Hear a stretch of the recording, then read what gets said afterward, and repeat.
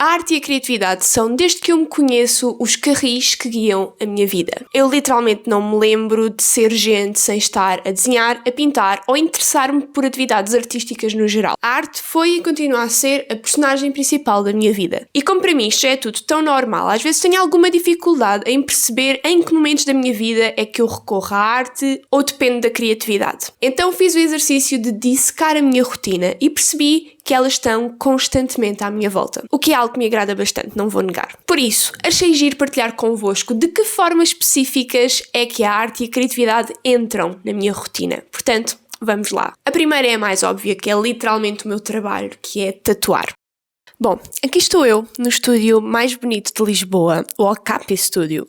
O meu estúdio. Hoje vou tatuar-me a mim própria, que é uma coisa que eu já não faço há algum tempo e que faço regularmente. Eu já tenho aí 7, 8 tatuagens feitas em mim própria. É sempre um processo um bocado estranho porque é o corpo, a mão a lutar contra o cérebro e é engraçado ver a forma como as tatuagens passaram a fazer parte da minha vida num todo, porque eu quando me ponho a pensar em mim enquanto criança, eu sempre tive uma veia criativa, artística na minha vida. Eu nunca me lembro de não desenhar, de não gostar de canetas e quadros e tintas e ir a museus, mas eu era uma miúda muito recatada, envergonhada, que não falava, muito betinha, muito princesinha. É engraçado ver como eu de repente me tornei tatuadora e uma pessoa bastante tatuada.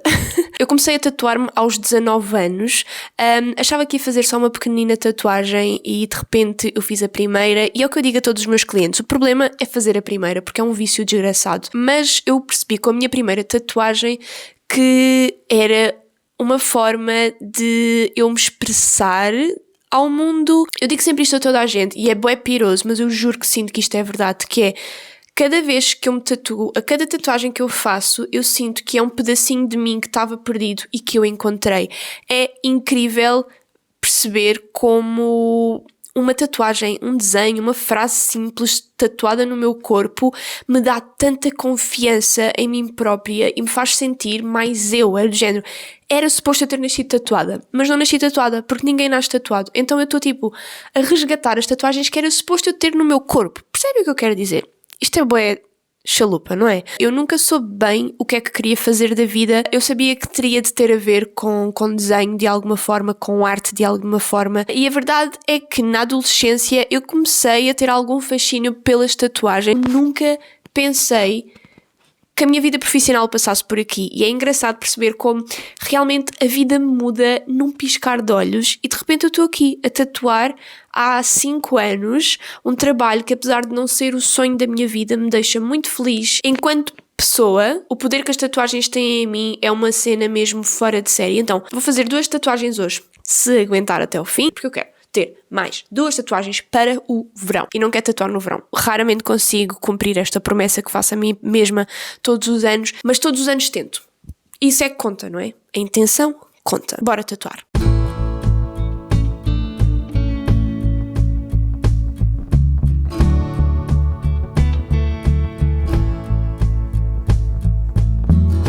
Took a blow, turned a cheek. Those lessons cut me deep. I've never been the same. Painted bright or monotone, deep splashes of black. In pain the contrast grows. Make a masterpiece of mess. Even unknown can be saved. If the fog is thick, keep pressing on, never shy away. Find the light inside of you. Depois temos o cinema, que está constantemente na minha cabeça e que literalmente faz com que eu olhe para o mundo de forma diferente e veja as coisas de outra perspectiva. E isso para mim é mágico.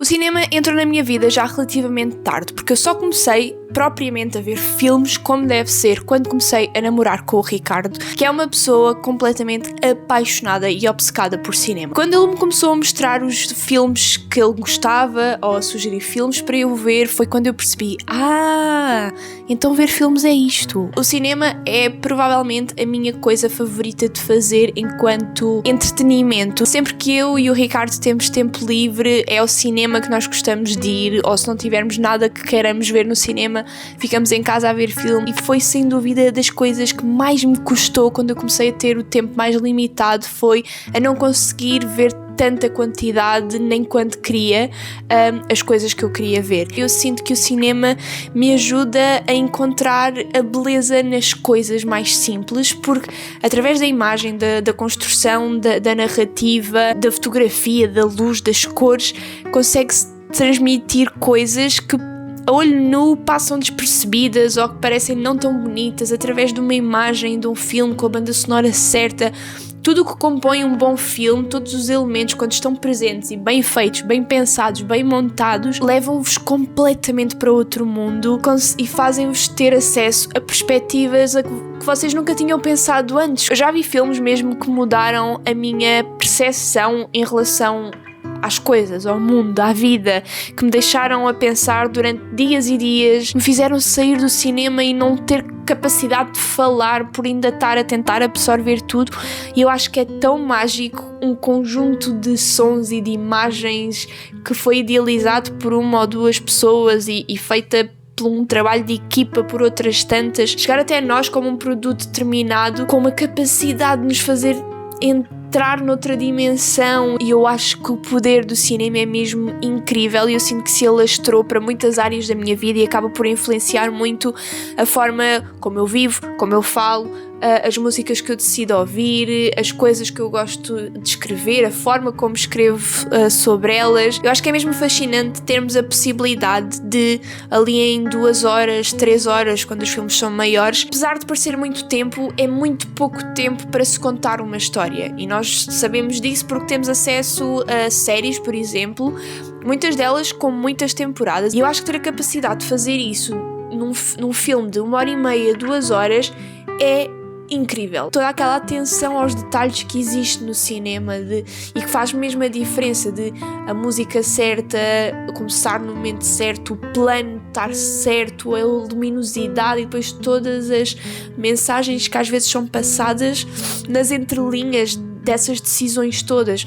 Porque é que este plano está a preto e branco e o plano anterior estava a cores? Porque é que aqui tem mais grão do que o outro? Normalmente nenhuma dessas decisões é feita ao acaso e eu acho isso maravilhoso. Faz com que o cinema, que já tem uma dimensão gigantesca, ganhe toda uma outra dimensão e de repente vocês estão a ver um poema. E eu acho que é das coisas mais preciosas que existe. Depois temos a escrita, que é o meu grande amor. E a verdade é que ela está presente a toda a hora. Sempre que eu sinto que preciso de arrumar as ideias, eu sei que é escrever que eu vou conseguir fazer isso melhor.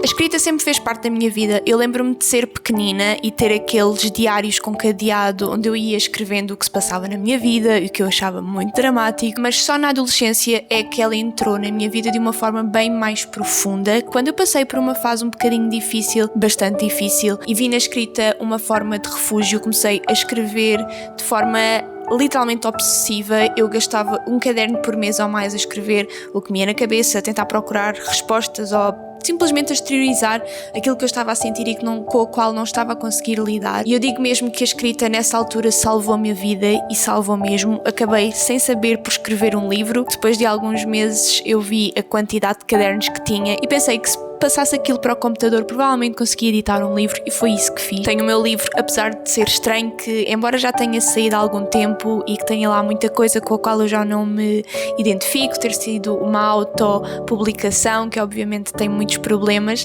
eu tenho muito orgulho de o ter publicado. Desde essa altura que eu percebi que a escrita é a forma de expressão em que eu melhor me sinto, aquilo que me faz mais feliz, da forma que eu me expresso melhor. E a escrita está presente na minha vida em várias vertentes atualmente. Uma delas é a escrita livre, que eu faço aqui neste caderninho, onde escrevo sobre o que me apetece, sem nenhum objetivo propriamente dito. Depois tenho o journaling, que é uma coisa assim mais regular e que não tenho por objetivo escrever uma coisa bonita, poética.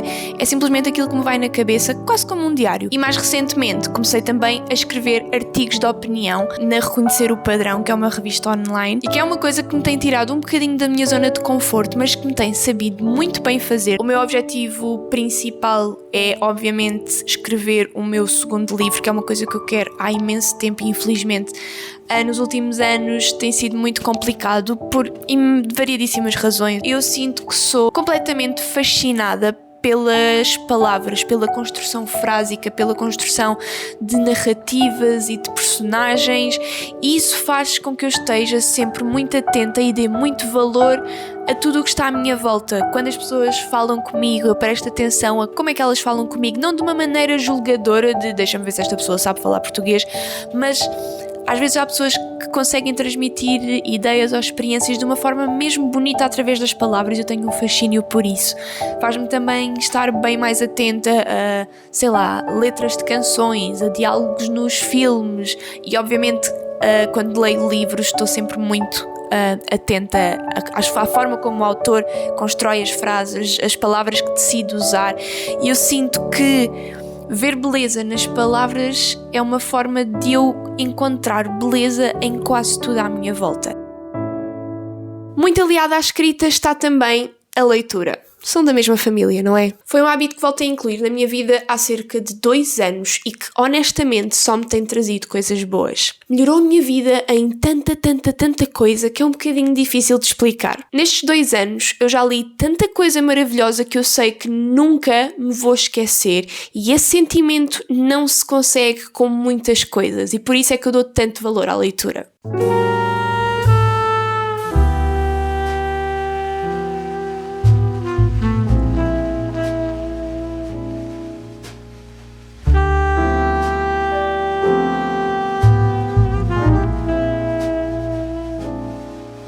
Há poucas coisas tão entusiasmantes na vida como comprar livros novos. Mas falando um bocadinho mais sobre a leitura na minha vida, é engraçado porque eu sempre me lembro de ter lido, sempre tive livros na minha vida e gostei de ler, mas não era uma coisa que eu sentia que fazia parte da minha vida como um hobby. Estão a ver? Tipo, eu gostava, lia tipo 1, 2 livros, 3 livros por ano, já era tipo uma loucura, e de repente comecei a ler em 2022 como esforço ativo de dar o exemplo ao Duarte, e é engraçado ver como realmente as crianças acabam por mudar 1001 coisas na nossa vida, direta ou indiretamente.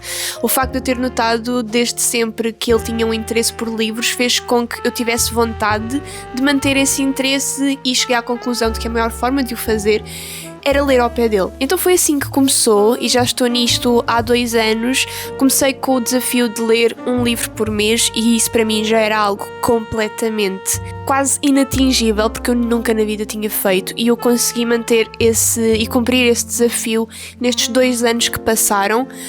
Aliás, eu acho que o primeiro ano, em 2022, eu li 15 livros, se não me engano. O ano passado li um bocadinho menos, li 11, porque tive ali um livro específico que me empatou durante 4 meses, e era um livro super fininho, que eu fiquei tipo, eu tenho um defeito muito grande, que é, eu não consigo desistir de livros, porque eu acho sempre que a parte fixe pode estar naquela parte que eu ainda não li. A leitura entrou na minha vida de uma forma tão grande e tão transformadora que eu às vezes tento lembrar-me de o que é que eu fazia quando tinha tempos mortos, e eu não me lembro como é que era a minha vida antes de ler. Já li livros maravilhosos, mas mais do que isso, numa altura em que estamos todos tão habituados, e eu por mim falo, tão habituada a consumir conteúdo rápido e estimulante, já não falando dos TikToks da vida, mas mesmo Instagram e YouTube é um tipo de conteúdo que eu adoro, principalmente o YouTube, vocês sabem o quão apaixonada eu sou, mas que acaba por ser sempre tudo muito fugaz, tudo muito rápido e muito estimulante. Há imagem, há cores, há música, há movimento, e nós só temos de estar ali parados a olhar e a absorver tudo. Então, de repente, ter conseguido criar ou trazer um hobby para a minha vida em que eu consigo estar completamente submersa numa história, numa realidade diferente, e à minha volta está só silêncio, é tão tão bom e eu sinto que trouxe muita paz à minha vida, não sei explicar, sinto que sou um pouco mais paciente. Uma coisa fixe na escrita e nos livros, mesmo enquanto leitores, é que vocês conseguem congelar o tempo infinitamente. Vocês podem tanto falar de uma pessoa e explicar como é que ela é em 3 frases, como podem ficar a descrever aquela pessoa em 3 capítulos. E a forma como a literatura e a escrita é capaz de congelar o tempo nesse aspecto e de vos fazer tomar atenção e valorizar coisas que a olho nu, na correria da vida, a ver um filme, a viver na vida real, vocês não conseguem prestar atenção. Para mim é tão valioso ter isso de volta, que é das coisas que eu tenho mais gostado em ter voltado a ler. De repente, aqueles tempos mortos entre compromissos que antes me deixavam super frustrada porque eu sentia que estava a perder tempo, fogo, agora tenho aqui meia hora, uma hora entre compromissos, não tenho nada para fazer, que desperdício, eu podia estar a aproveitar para fazer outra coisa. De repente eu uso esses tempos para ler e eu agora adoro ter tempos mortos entre compromissos, porque sinto que posso ler sem pressão, sem sentir que poderia estar a fazer outra coisa qualquer. Eu sei que ler não é para toda a gente, mas foi das coisas mais bonitas que eu inseri na minha vida nos últimos tempos e que não estou a ver a ir-se embora tão cedo. Acho que é mesmo algo para ficar e fico muito feliz por isso. Outra das coisas mais presentes na minha vida é o entretenimento digital. Desde a minha adolescência que o YouTube é a minha principal fonte de conteúdo para consumir, para encher os meus tempos livres, e aos 6 anos os podcasts entraram também na minha rotina para nunca mais sair. É muito estranho para mim tentar imaginar a minha vida antes destas coisas fazerem parte da minha vida, tendo em conta que eu tinha apenas 14 anos quando isto entrou dentro da minha rotina. E obviamente nos últimos 3 anos, desde que me tornei mãe, o facto de não ter tanto tempo livre, de não ter tanta disponibilidade mental para ver tudo e mais alguma coisa como eu fazia antes, fez com que eu tivesse que ser muito mais seletiva naquilo que escolho ver e naquilo que eu escolho gastar o meu tempo. Então eu lembro-me perfeitamente da ansiedade que me dava entrar no YouTube, ver a minha caixa de subscrições e ver a quantidade de vídeos por ver que eu tinha e de perceber que era impossível vê-los todos. Isso fez com que eu fizesse um processo, tanto com o YouTube como com os podcasts, de fazer uma análise, perceber quais é que eram os meus favoritos, aqueles que eu não estava mesmo disposta a abdicar e a deixar apenas esses, cancelar a subscrição dos outros todos, para não ter aquela pressão de entrar na internet, entrar no Spotify e ver o ecrã dizer tudo o que eu estava a perder. Isso foi das melhores coisas que eu fiz para a minha sanidade mental e eu aconselho toda a gente a fazer isso, quer tenham filhos ou não. Isto tudo para dizer que o YouTube é sem dúvida a minha plataforma favorita, aquilo que se eu pudesse passava o dia a fazer para além do cinema, era ver vídeos no YouTube, que era essencialmente aquilo que eu fazia antes de ser mãe. Todo o tempinho livre que eu tinha, eu estava a ver um vídeo. E por isso achei que era fixe partilhar convosco os meus 5 canais favoritos, aqueles que hoje em dia são os únicos canais que eu tento mesmo não perder nenhum vídeo e os únicos que eu me sento a vê-los e não ponho a dar enquanto estou a fazer outro tipo de coisa. E vou começar pelo canal Sarah's Day, que é uma youtuber australiana que basicamente faz muitos vlogs de família. Não sei explicar, é um canal que me deixa sempre de bom humor. Ela é lindíssima, a família dela é maravilhosa. Não sei, é muito animada, muito boa vibe e eu sigo há muitos anos. Depois, também na vertente familiar, mas com uma vibe completamente diferente, é o canal Lepkiss Live, que é uma youtuber canadiana também que mostra muito toda a sua rotina familiar e é uma stay-at-home mom que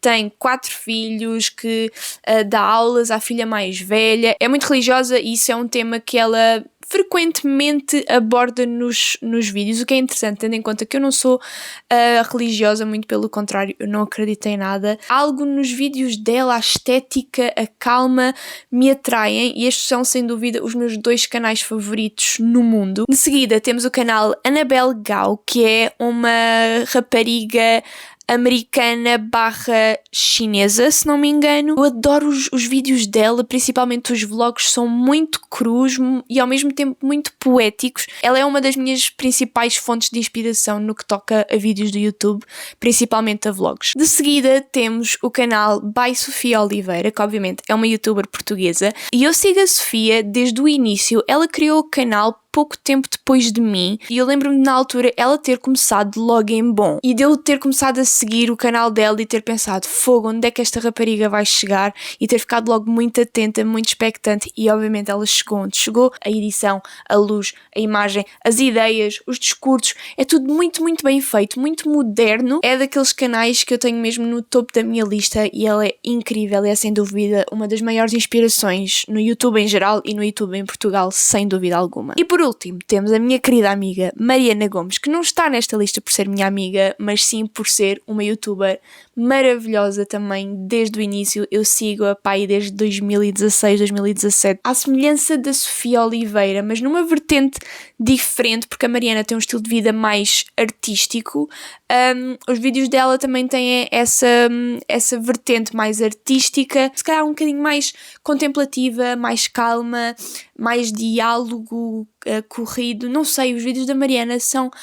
Nota-se que tem também muito trabalho, muito pensamento por trás, que as coisas não são feitas só porque sim, e é sem dúvida das coisas que eu mais gosto, tanto na Mariana como na Sofia Oliveira. Portanto, fica aqui o meu top 5 de youtubers. Passando aos podcasts, e prometo que vou ser mais rápida nesta parte, tenho 6, que são aqueles também que eu ouço no meu dia-a-dia, a ir para o trabalho, a voltar para casa, a lavar a louça, a desenhar quando estou a fazer tatuagens. O meu favorito de sempre, eu sou muito, muito, muito, muito fã desta pessoa, que é Watch TM, do Pedro Teixeira da Mota. Em segundo lugar está o podcast Isso Não Se Diz, do Bruno Nogueira, que eu ouço também desde o início. Eu sabia que ele era uma pessoa fixe, mas eu não sabia até que ponto. E desde que sigo o podcast, eu comecei a ficar completamente fascinada por ele. Em terceiro lugar é o podcast que eu já falei aqui imensas vezes também, que é o Livra-te, da Joana da Silva e da Rita da Nova, que é um podcast sobre livros, que eu adoro. De seguida temos o podcast Bate-Pé, da Mafalda Castro e do Rui Simões. É um podcast muito leve, a dinâmica deles os dois enquanto casal e enquanto amigos também